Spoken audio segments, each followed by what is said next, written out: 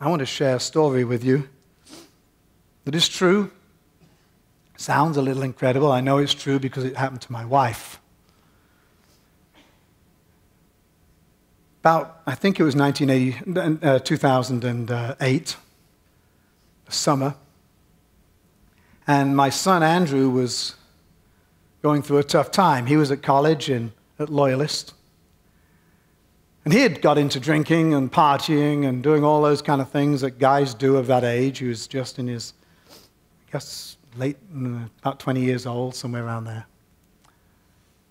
And Jill was worried, like a lot of mothers get, right, with your kids, when they're not going in the direction you want them to go.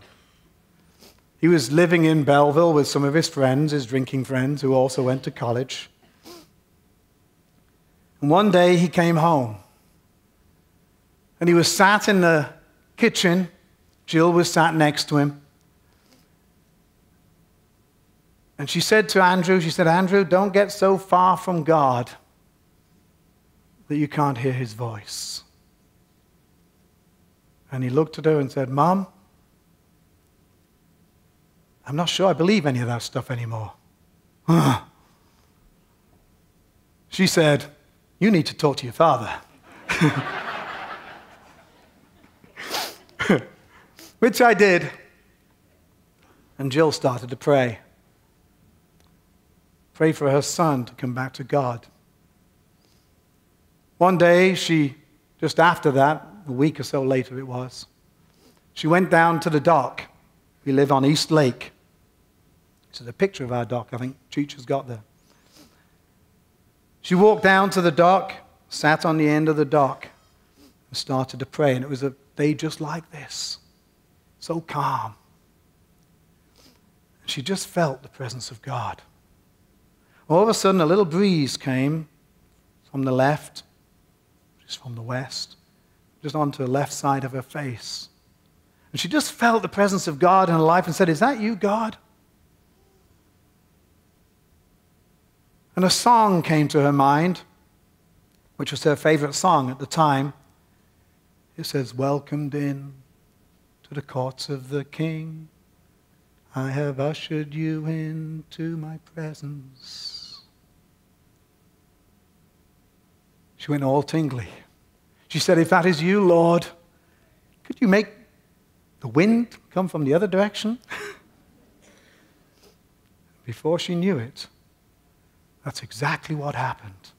The wind turned around and gently blew from the other side. And she started to pray. And she poured her heart out to God about our son Andrew. Afterwards, she went up to her room to read the Bible. She expected to open the Bible and see something about the Spirit of God. But she didn't. She thought, that's fine. But then she picked up the book that she had been reading. She started off where she had finished earlier on. And it said, the word pneuma means spirit. But it can also be translated wind. And she just went, oh, thank you, Lord. She knew she had been in the presence of God and had sensed his presence and knew that God had his hand on this situation. Just a week later, Andrew came home again. And he was going off out, and he said to his mom, he said, Mom, I've got something to tell you when I come back. You know, you parents are like then. You think, what's it? No, he said, it's going to be good. And she said, I've got something to tell you also. So eventually they got back together and you know, he said, you tell me yours first. No, you tell me yours first. And Jill told him what had happened. And Andrew said, well, the Lord's been calling me back. And I want you to know that I've given my life back to him. And that summer he was baptized. Isn't that great? Isn't that great?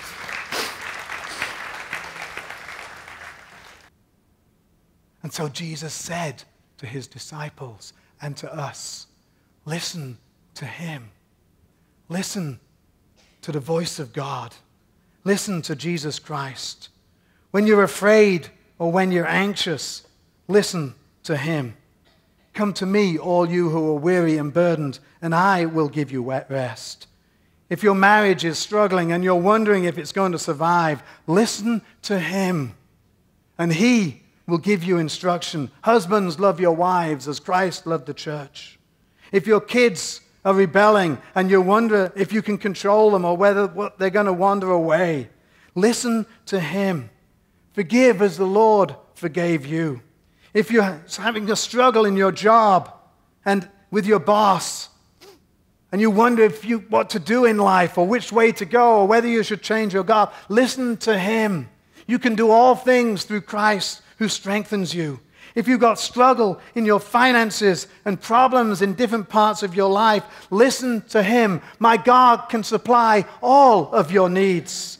If you're struggling with your health and you've had that message from the doctor, you don't know what to do, listen to him. Cast all your care upon him because he cares for you. No matter what you're going through in life, listen to him because he has the answers to life. He is the way, the truth, and the life. Bring your life to Christ. Dwell in his presence. Walk in his presence, and you will be blessed by the living God because he loves you with all his heart.